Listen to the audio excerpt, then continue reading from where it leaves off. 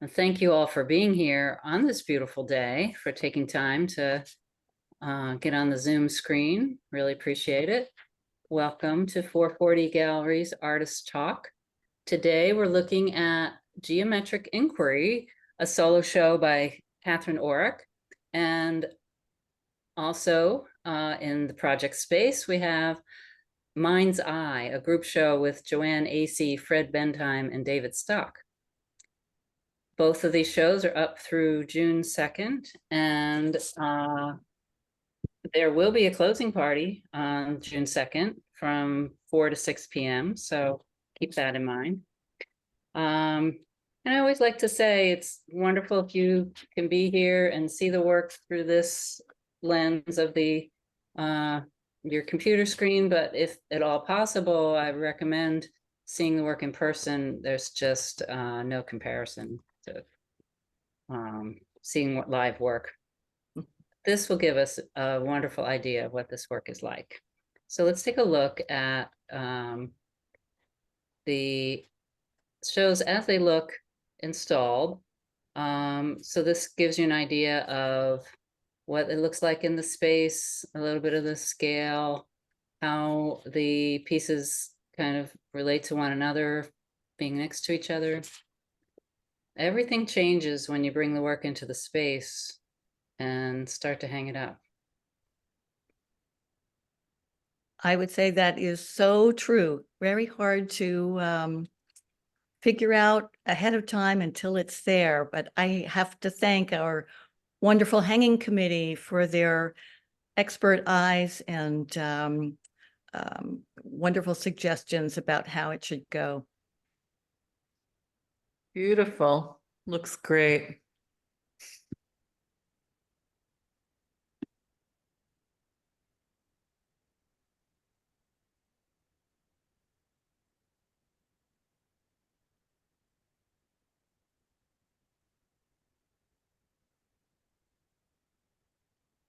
And there's such nice light in the space. It's really very nice to have that natural light.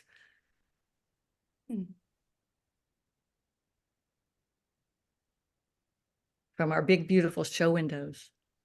Speak of the devil. So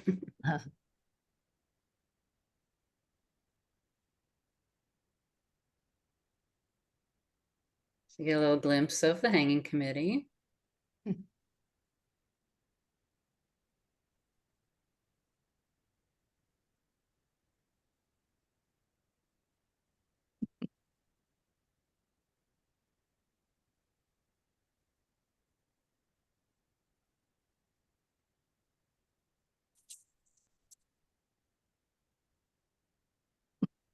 Ta-da!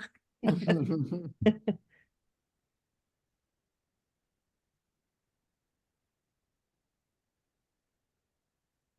project space.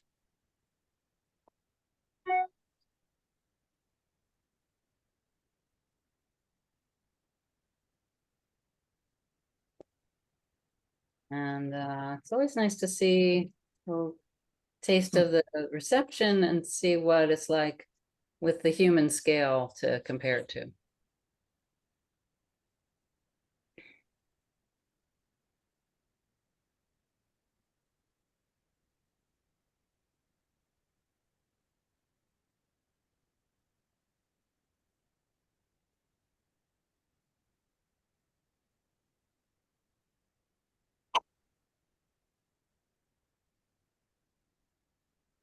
It's a lively opening.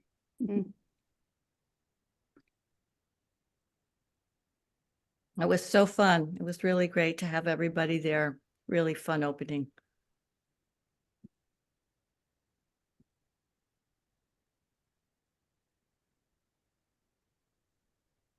Just so people know, that color of the outside of the gallery was not painted specifically for this show, but it certainly brought a new dimension to it. I love all the blues, Catherine. You've gotten I know. Yeah. heavy into blue here. It happened. Yeah. How big are the small pieces that are lined up that are They're vertical? they're 7 by 17 frame. Yeah, so they're very like, attenuated, very kind of long. Yeah.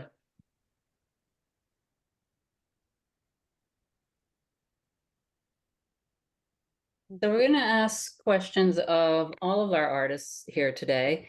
And so I've prepared questions. If questions come up for you, please either put them in the chat or remember them. So when I'm finished asking questions, then we open it up to the group. So we welcome your questions. But sometimes if we don't mute while we're talking, then we get some feedback or ambient sound. So if you could mute and just unmute if you're talking when we get to that portion of the evening. So we're going to start with Catherine Orrok. And these are her individual images. Catherine, congratulations on a beautiful solo show. It's a real pleasure to see this much work together, since this is your first show with us at 440 Gallery. And some of our viewers may be unfamiliar with your work. What can you tell us about your concept for this show?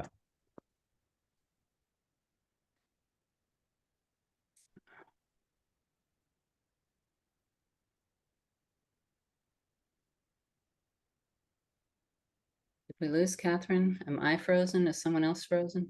No, I can't hear. I'm not hearing her either. Looks like she's muted.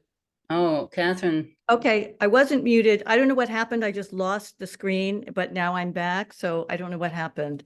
Okay, Oh, I can see we're you now. I couldn't see you there for a minute either, but We're happy you're here. okay. I'm here. So, Catherine, I was just saying that, maybe some people haven't seen so much of your work, and we're just wondering what your concept for the show was. Well, forever I've been painting abstract paintings from way back when I got out of grad school in the early 80s. When people were saying painting was dead, when people were saying there is no such thing as an abstract painting, only a picture of an abstract painting. But I didn't believe that. So I just kept going, doing my thing. But I mostly worked in a square format.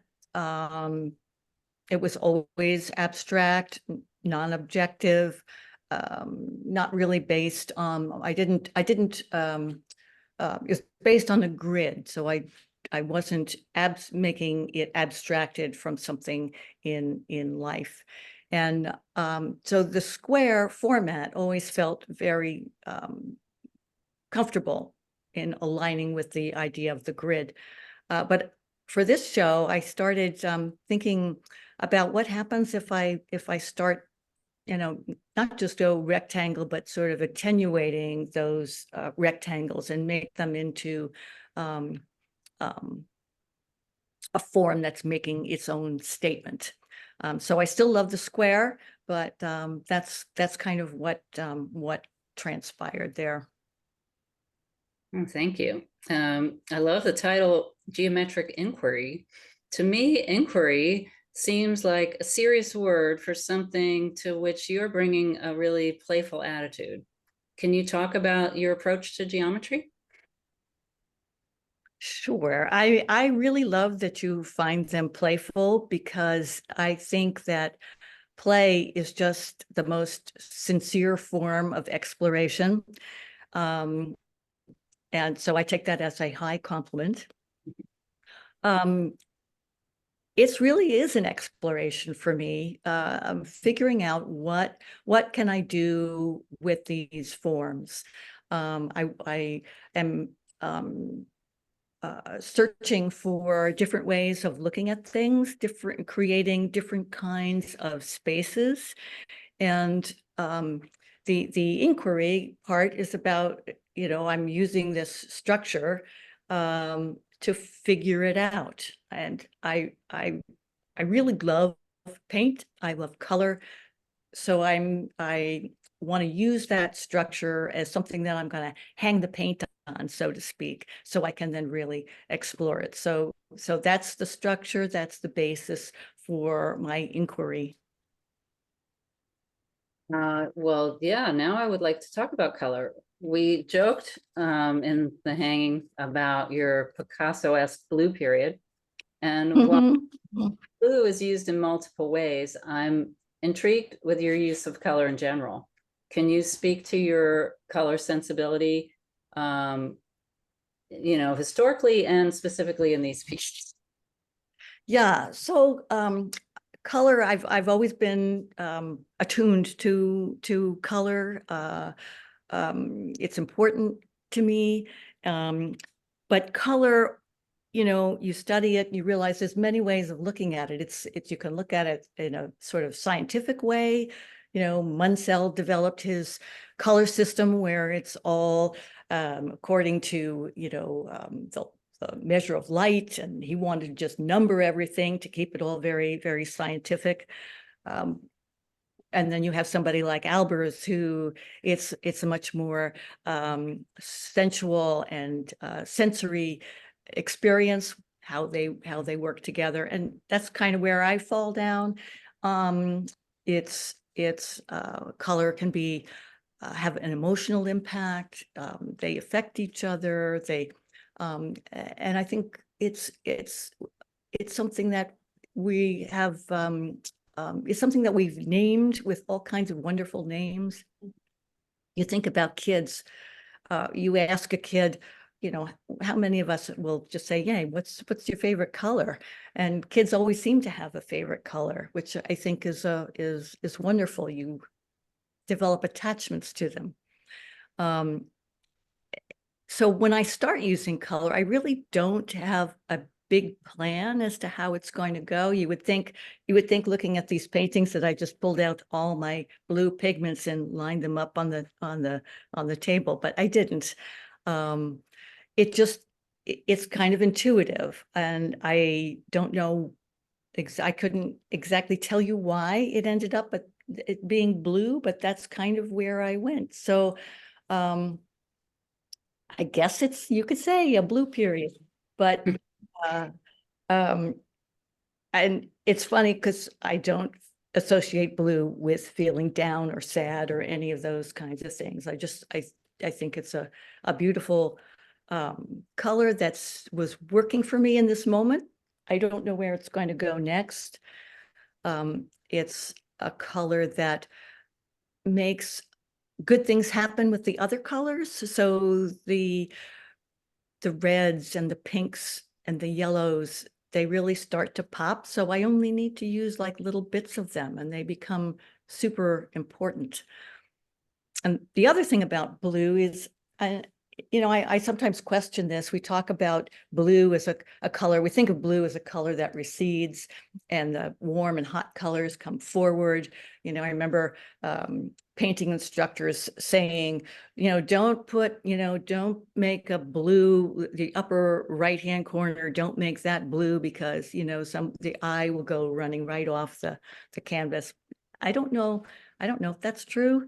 So again, exploring color, seeing what it does to our perceptions, how we organize the space through color.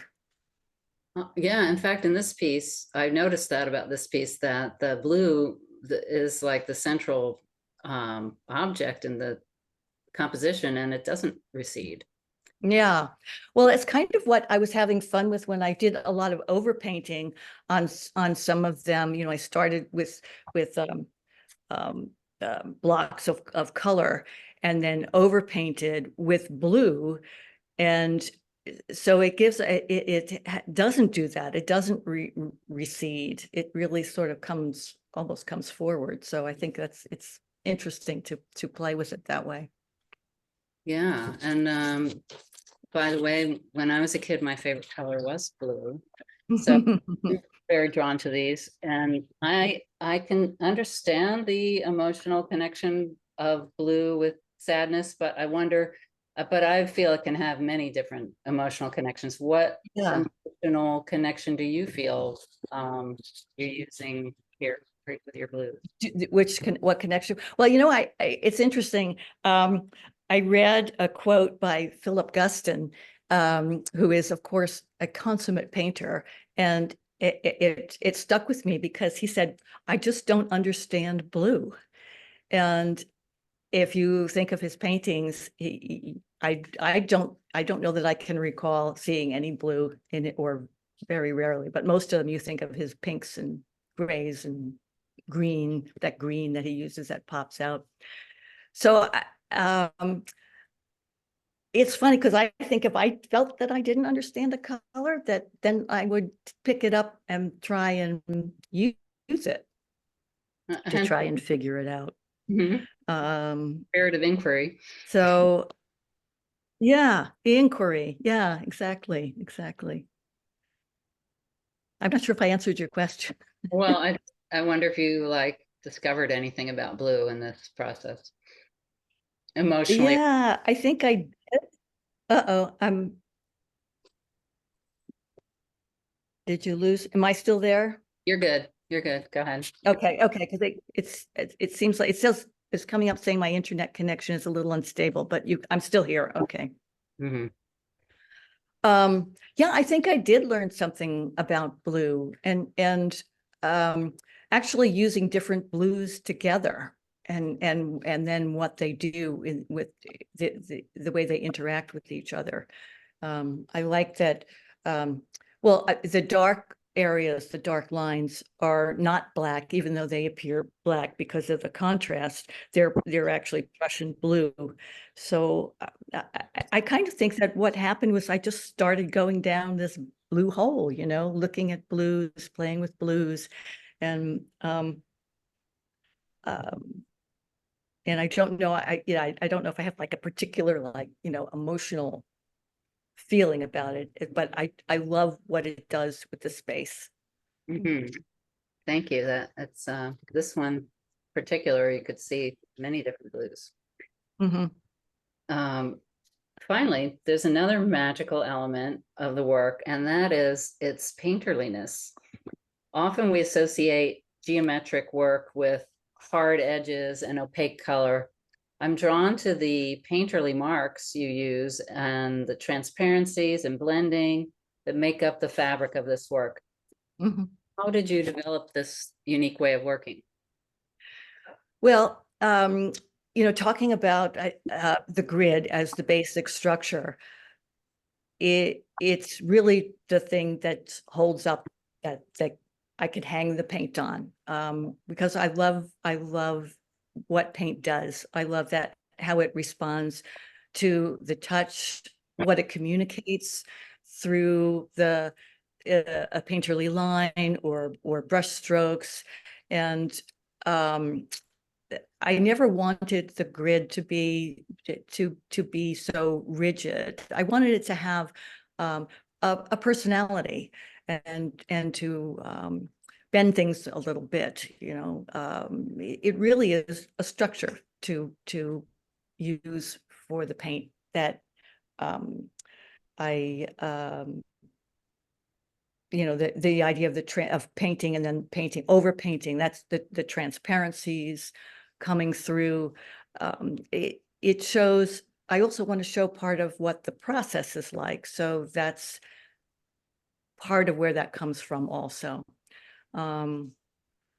Sharing what happens in the studio, and I also think that it also indicates the process happens over time. So time, you can see, you kind of get a feel for the way it goes forward by the overlap, the overlay, and so forth.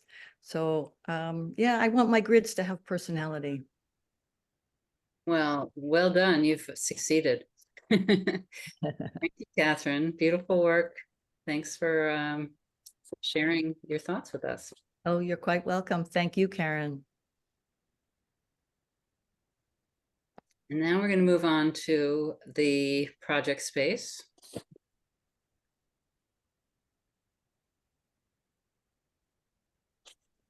Mind's eye. We're going to begin with Fred.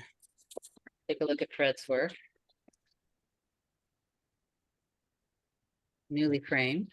Beautiful. Fred, congratulations on your contribution to Mind's Eye. These strong pieces are new to us, given the materials. Could you please talk about the materials you used and how these pieces came about?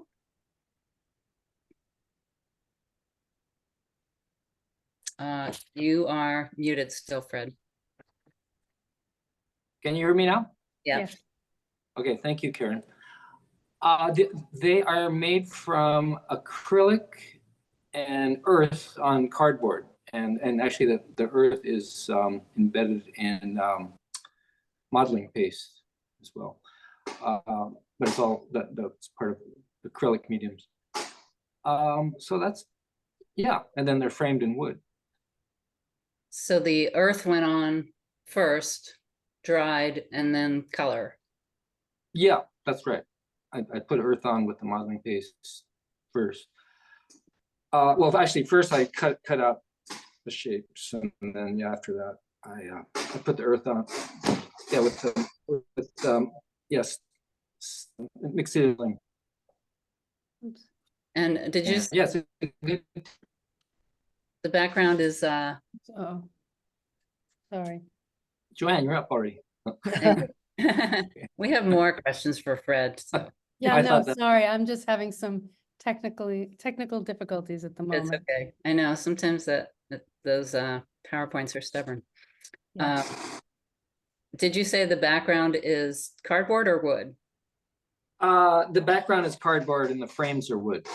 Okay, and then the cutouts are cardboard and the Yeah. paint ultimately is acrylic.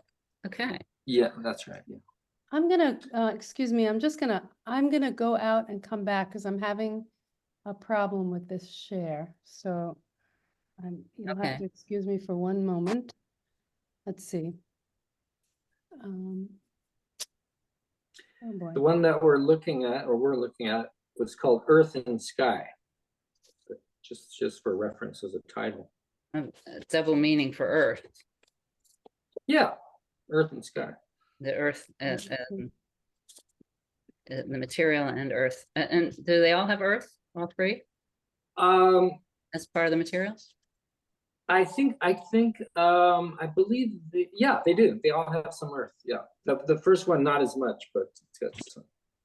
Yeah, and I was because they're made out of cardboard. Sometimes the cardboard has these ribs that you see, and sometimes I like that texture, but this time I didn't like it, so that's why I retextured it with the earth.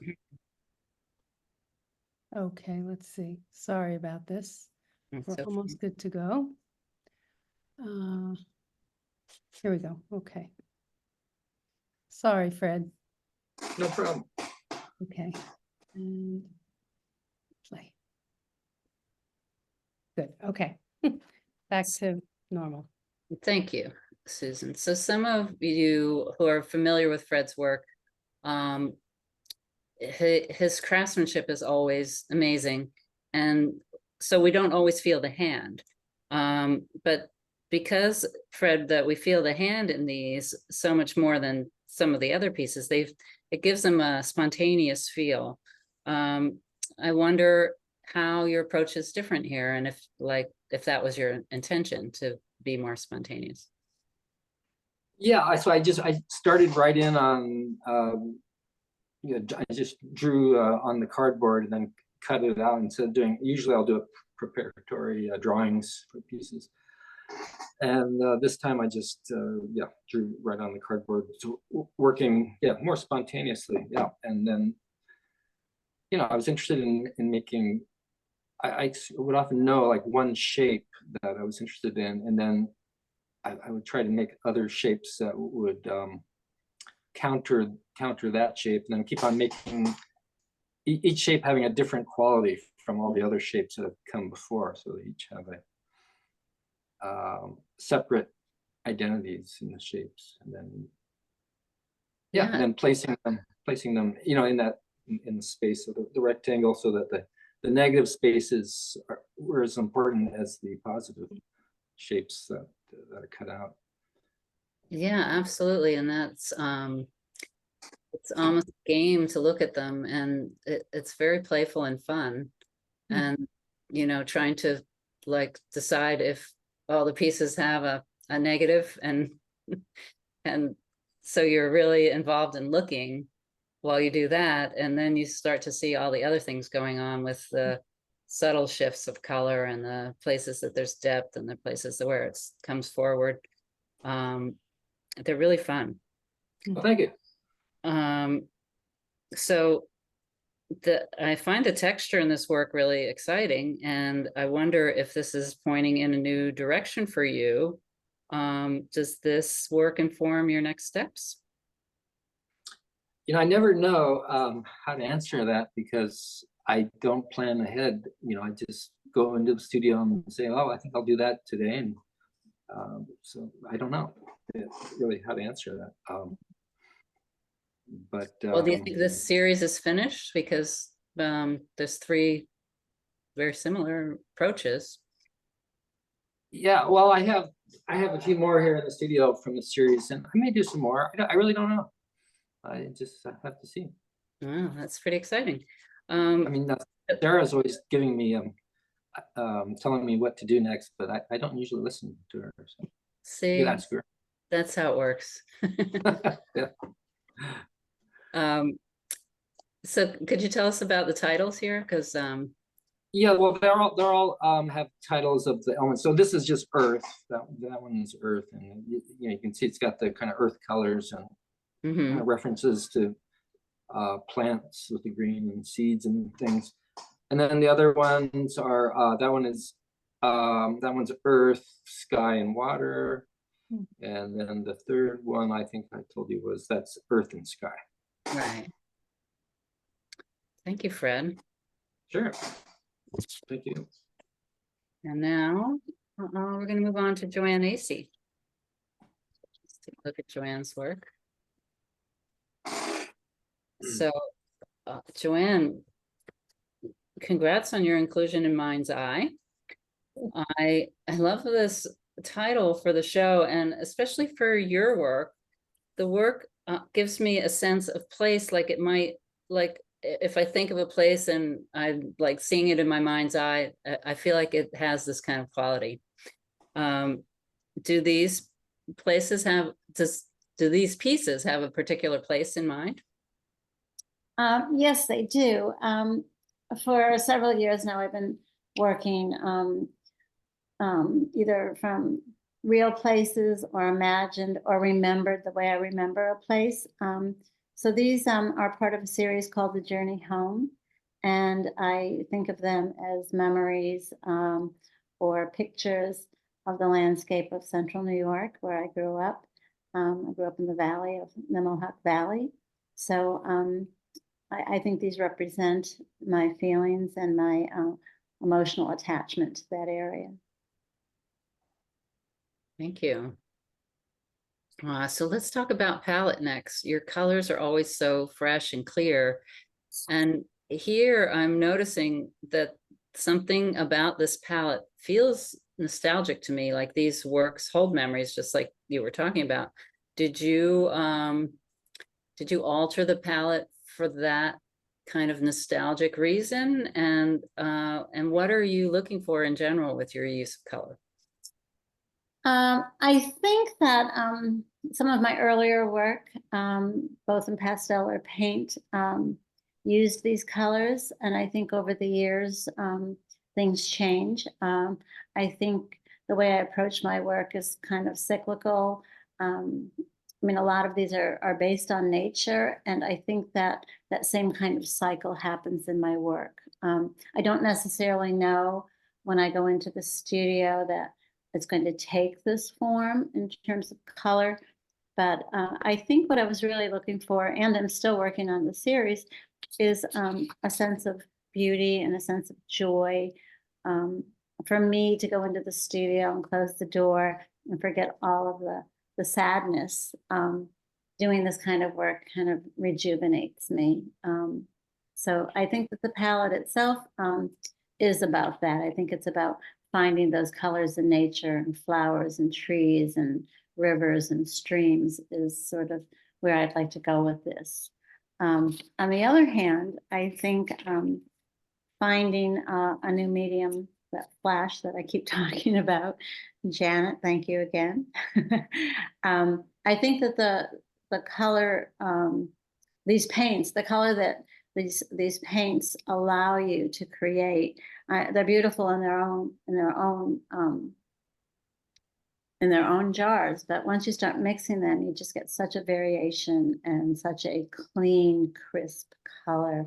So I've really, really enjoyed working with these. I think the nuances, like in the blue skies, you can just do a million blues, and you just keep exploring and exploring, and sometimes it's quite a surprise. And also when it dries, when I leave the studio and I come back the next day, sometimes I'm very surprised the way the color has dried. And most times I'm just really happy with it. So, yeah. So I think both things, what I'm looking for in the work, and then the medium itself dictates to you a certain amount of what you're going to see in the finished piece. Thank you. My next question is, your confident drawing in these pieces feels spontaneous and studied at the same time, almost like a signature. I wonder if this is an element that's like a constant. Is this always the drawing that we're going to see, or is this something that's evolving? I think it has evolved. I think it's constant. I think it's sort of my signature in a way. I've always liked to put this line work into my work. I think it serves the purpose of making it more spontaneous, and it shows movement. I think I've referred to seeing the landscape from a fast-moving train, and there's always motion. And I don't think there's really anything stagnant in nature, and so much of my work is based on nature. So I think it's just another way to show movement and to keep it spontaneous. Sometimes I do it with brush strokes. Sometimes I do it with just pen. I work with pen on top of the paint. And sometimes I cover it and just sections of it show up. Like in this piece, these are more brush strokes that you see. I'm pointing to it, but I realize you can't see that I'm pointing to it. But yeah, so yeah, I love doing the line work on it. I love it. Maybe it goes back to my Catholic school days where they made you make lines vertical, vertical, vertical, vertical, circle, circle, circle, circle. That Palmer method, yeah. yeah, the old Palmer method. Yeah, I'm very good at it. And thanks so much, Joanne. Thank you. And finally, last but not least, David Stock. David, congratulations. I'm fascinated with your newer photos, and these in mind's eye do not disappoint. The first thing I'm drawn to is the complexity of the compositions. There are so many elements in each piece. It takes time to absorb it all. Is this type of abundance an intentional direction for you? Thank you very much. I don't know about intentional, but I'm kind of obsessed with complexity and organizing complexity. I've done it with sort of shapes and colors and textures in the past, but doing it with complex street scenes is a whole different thing. It's very difficult to make everything come together and look intentional and unified, but it's very satisfying, and it seems to me to capture the energy of the street, and it, kind of moving me into more engagement, I would say, with the street, the people, and the neighborhood. Thank you. The next thing I want to ask about here is the quality of light in each of these.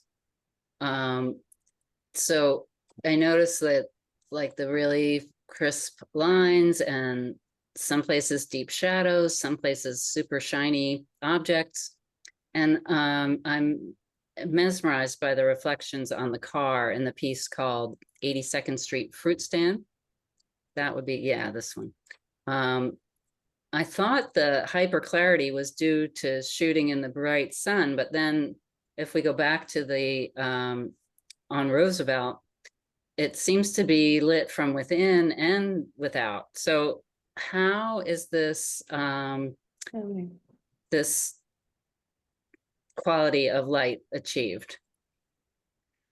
Well, that's such a compliment, because for a photographer to get any impression of light in a photograph, to capture that is really, you know, one of the most important things. So I really appreciate you saying that. I mean, light is so important in photography, just physically, but also in terms of defining everything in the image. I think something that's kind of interesting is that each of these three photographs has a completely different kind of light.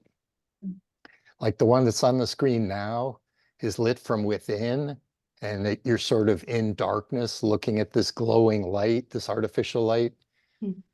And I feel like the light itself, if you're inside there, it's pretty ugly. You know, it's like fluorescent light, and it's just workman-like light. But I tried to capture it so it looked like glowing fish bowls or something, where you got a sense of warmth and energy from what the people are doing inside, which is, you know, just going about their lives, but somehow it has this narrative quality for me that I really like. And then the one you mentioned that has the hard shadows, the one on 82nd Street, that's kind of the The other one. yeah, the other one. It's kind of classic late afternoon light with the shadows become an element, and it's sort of the light dramatizes the scene, and this is like a kind of light that's favored a lot by landscape photographers, especially. And it has that effect that you mentioned about bringing out the reflections and the hard surfaces and the bright colors. And then the other one on Roosevelt, there's like no sunlight, and but I photograph a lot when there's no sun, and I enjoy it. I like it because you can let the objects and the people define themselves. They're sort of, each of them stands very separate. And if I work with it, I can catch this kind of a glow of color from almost from the surfaces and from the people themselves. So, you know, Right. And that's the magic that that I think it must be you, because like you pointed out, the color, I mean, the type of light is different in each one, but they each have that like real specificity of all the objects in it. right. Well, I'm trying very hard to like make the photographs legible and intentional. I don't want them to I want them to look very coherent, and that's something I'm always working hard on. So whatever the light is, I'm trying to, you know, use it as part of kind of bringing together all these elements into a unified whole. Very successfully, because I think that's what it is, that they're all so coherent, even though it feels random. You know, it feels like, you know, you just walked up to this corner and snapped a shot, and yet everything in it is working for a unified whole. So Thank you. bravo. Finally, David, could you tell us about your photography practice? You have such a beautifully trained eye, and and just what we were talking about, how it feels like it could be sort of happenstance that you're finding these things, or I wonder if you're like shooting several different series at a time, like, okay, this one works for this, but now over here, there's something else. And I also wonder, it seems like these are all Jackson Heights, and I wonder if you're considering bringing that beautiful eye to any other neighborhoods. Thank Sorry. you. Thanks, Hard Karen. Yeah, I go out pretty much every day in my neighborhood, which is just a riot of everything, color, iconography, activity, everything is happening. And I'm working on several different paths at the same time. And I come to it with like a receptive feeling of, what's going to be offered. And so, I do have a prepared eye, a trained eye, but then it's like what I'm given. It's sometimes I describe my practice as like a meditative form because I'm in a particular state of awareness and consciousness. A lot of that very meditative awareness and consciousness has like a rectangle around it, of course. But I'm sort of seeing what things would look like if they're photographed the way I photograph and printed the way I print. So it's sometimes I'll go out. Well, these complex street scenes are difficult for me. And they don't come about all the time. So I'm giving like an extra little bit of interest when those seem to be possible, because pretty much I'll always find surfaces or storefronts or iconography that's interesting. But to see a scene where I feel like I might be able to fit everything together that has a lot of people in it and a lot going on, that's a new kind of challenge I've set myself. So I'm pretty involved with it. Yeah, amazing. And this one, is this a one-off? I noticed that mostly you're on the ground, and this is looking down a bit. Yeah, I'm actually on the steps of one of the overhead 7 train stops at 82nd Street. I've done some others from an elevated position, um, but a lot of them are from the ground. I feel like part of my style tends to be kind of a classic perspective control, where I straightened the lines and created it almost like a stage. But in this case, it just worked much better the way the lines converge on the center, and it's like a bowl full of stuff happening. Absolutely. Well, thanks so much, David. Thank you very much. So that's all the questions that I have, and I wonder if there are questions from our viewers.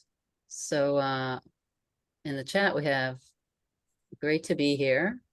And then we have from Rick to everyone. And we have from Janet Peterson to, specifically to Catherine. Congratulations, Catherine. Beautiful collection. I know process is important to you. I'm wondering if you figure or sketch your ideas beforehand, or if you rely on the process to find your way. Good question. Yeah. Actually, I don't do any sketches beforehand. It really is that pretty much sums it up. I rely on the process to find my way. That makes me think of a quote I heard once, and I wish I could attribute it because it really stuck with me. And it says so much about how I want to be working. And it's that process saves us from the poverty of our intentions. I love it. So, all the sketches, all the things that you do beforehand and you find the one, okay, this is something that's really working. And well, lo and behold, it doesn't translate. Really, the thing that works is the sketch.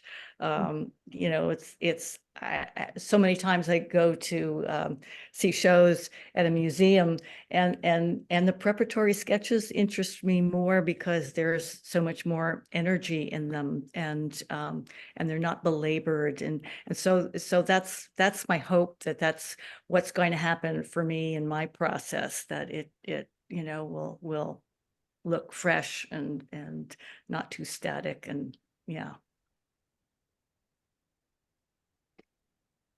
I see Fred has his hand raised. Yeah, I have a question for Catherine. I was interested that you mentioned that you've been painting abstractly since the 80s. Mhm. And I was wondering if there was something before abstraction, or were you born an abstract painter? Or was there something, or did it come from, something else that you're seeing? I Yeah. was interested in, I was, reading about Frank Stella, that he's always been a abstract artist, which Yeah. I found really interesting. It is interesting. Well, you know, I've been drawing and working with paint since I was a kid. So of course, you know, I wasn't doing abstract work then. I was, you know, trying to make things look like something. But I think, you know, I'm sure many of us, you see something somewhere along the line and you have kind of an epiphany. You see a piece of art and it's like, oh my God, this is what you can do. And it wasn't an abstract painting. It was actually Matisse's Red Studio.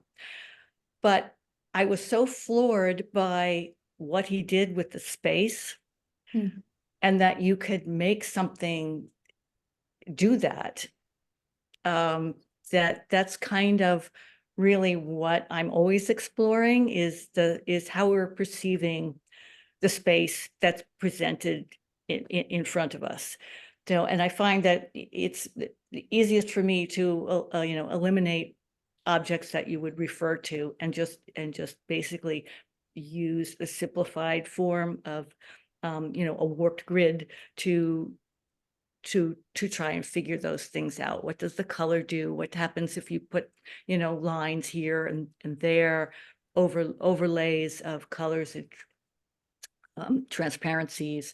So, and once I started down that road, that's the, you know, the way I kept going. I mean, you know, I will sketch things. I will sit in the garden and I will draw, you know, things, but I consider that sort of a separate practice. How about you, Fred? Yeah, I was a figurative painter for many years, and I jumped back and forth between figuration and abstraction. And for me, I always felt like I needed to be grounded in something that I saw. At least, just I couldn't just start off as an abstraction painter, but I always sort of felt like I wanted to do that, but I didn't really know how, to do it. Yeah, that's like Thomas Noskowski, who all of his, it's all very abstract, but he starts with something that he sees and then just runs with it.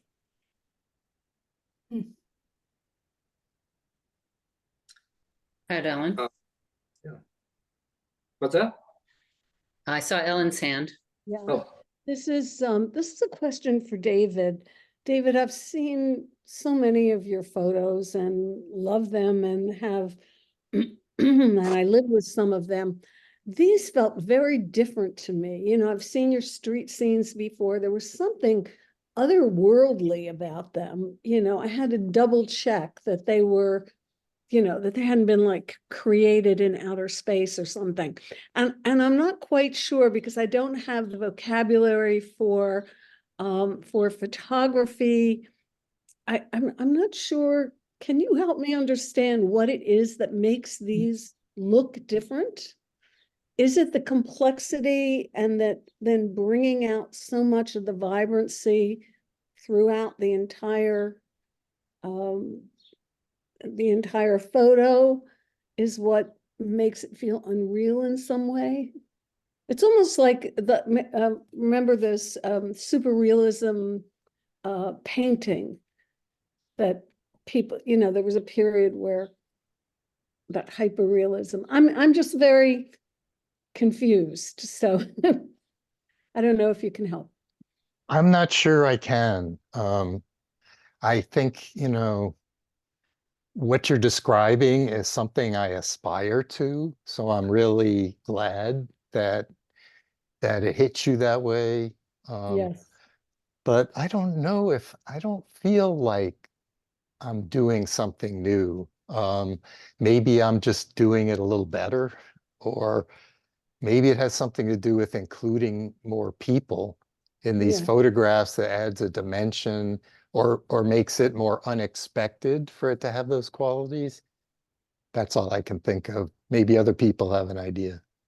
Yeah. No, it's really, first I was like, is that AI? I mean, it just felt so weird to me. And in a good and interesting way, but just hard to understand it. But I'm glad that you're glad that it feels that way to me. So I'll just go with that. Go ahead, Joanne. Oh, you're mute. Yeah. One thing about your work, David, as a painter, I see it that it's, I don't know if I should say beyond photography, but it does seem to me like there's a whole dimension to your photographs that you don't see in other photographers' work. I'm thinking about the one where you're up on the platform looking down, that image. I don't know what's the title of that. I'm not sure, but the blue, like the blue area is like the blue car in the foreground, and then the reflection of the blue in the center car, and then that blue line that is just so delicate going through there. So, I mean, I think there's a quality, the way that you manipulate your photographs, that is just so far beyond just taking the photograph and doing some things to it. And I mean, there's a whole other dimension to your work that I'm in awe of. And like Ellen, don't quite understand it, but we don't have to understand it. We just have to appreciate it. It's really amazing to me. And just to add on to David's photographs, the three, because Susan and I were standing and looking at them together yesterday in the gallery, and the theatrical quality of them, like, what is that person thinking? And there was like almost a sadness that I started to feel, like these people all, have individual lives that are frozen in time. And it's like, you'll never get that moment back. I've always felt this about photography. That is a moment just frozen in time. And I think that these photos will have a lot of longevity to look back on them and go, what is that person doing now in their life? Yeah. That was what I was struck with. And it was very almost emotional. I really appreciated your photos with the people in them. Yeah. Well, thank you so much. I feel like there's a definite, there's a sense of history is coming when I'm photographing, because I am trying to photograph my neighborhood, among other things. I'm fascinated by it. I've bonded with it, but I often think about what will people think in 50 years Yeah. if they look at a photograph. I have that kind of retrospective, but now kind of thing going on when I take pictures. And thank you so much for your comment. Sure. Yeah, and neighborhoods can be ephemeral, like Jackson Heights might have a whole different character in 50 years or not exist or whatever. But it strikes me that the added dimension that each person has, a whole background in life and, something you can wonder about, and you've packed the people in, and, along with umbrellas and fruit and cars, architecture, The whole catastrophe. it's like Absorbent. exponentially more complex because of all those lives that you've got in there. Right. They're all narratives. Everybody's in the middle of their own narrative. Yeah. As I've mentioned before too, David, I think that you're doing a great service by documenting this time in those places. It's almost like I wish that you could compile a book of these. And I mean, you see these books, New York, like in 1900 and this and that, but I think it's part of New York history that needs to be documented. And to see, there's very few neighborhoods that are still left like that. I think Chinatown, Jackson Heights, where there's still that hustle and bustle, and the street life is part of life, you know.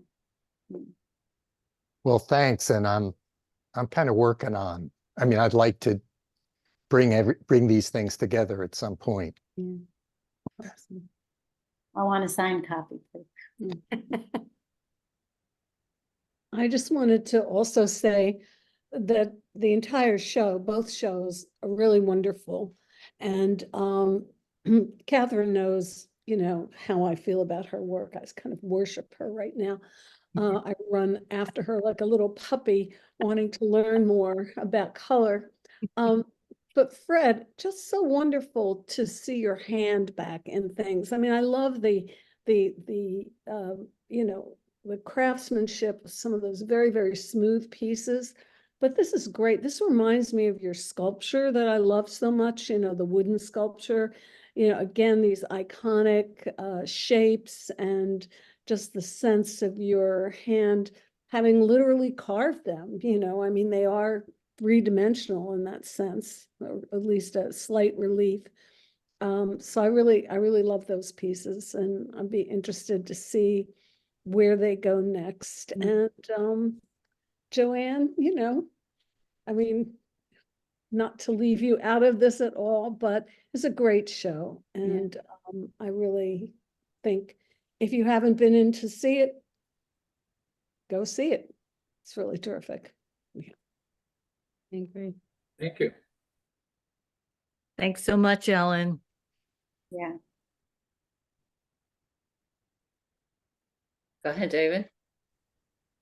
Yeah, Joanne, you know I love your work, but Okay. I wanted to ask you about a particular part of a particular painting.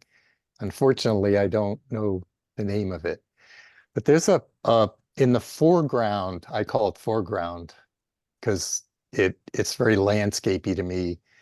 Of one of the paintings, there's this sort of oval area that looks like a puddle with reflections in it. Yeah. Do you know what I'm talking about? I think I do. I don't know if Susan can bring up those I images. could bring it up if you'd like. Let me bring it Yeah, up. I would love to. I find Okay. it so, I just stare at that because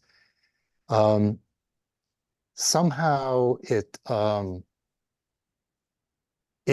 became like an actual, almost like a photographic Like right part there. of landscape. I mean, to me, it looks like a reflection in water. Mm.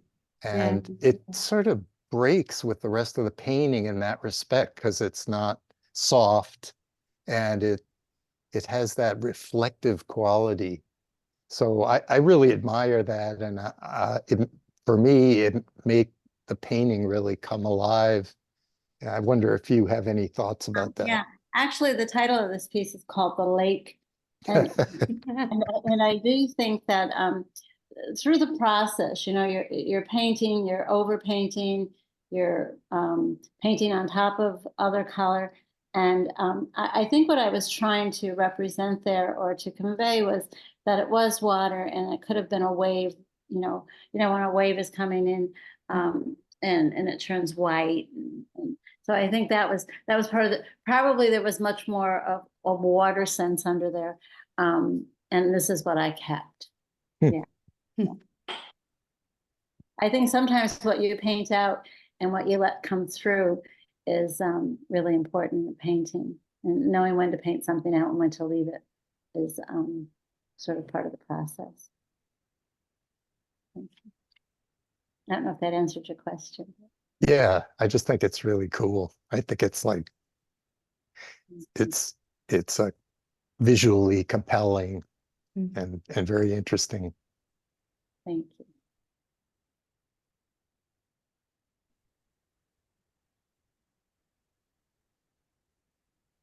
Joy, did you want to speak about storytelling? I see that now. Oh, what's happening? She can't hear because Wendy? she's outside, I think. Yeah. Were you referring to a particular artist? To David? Yeah. David's storytelling. Yeah. Well, thank you, Joy.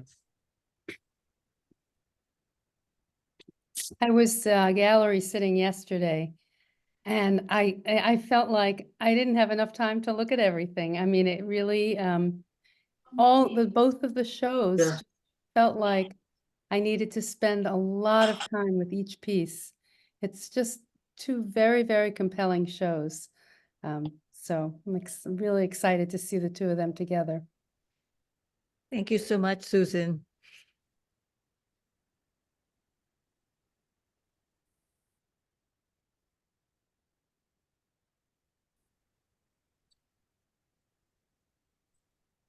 Well, if there are no further questions, I have a few things I'd like to tell you all about. The artists at 440 Gallery have done a interesting practice. Thank you to Susan and Robin.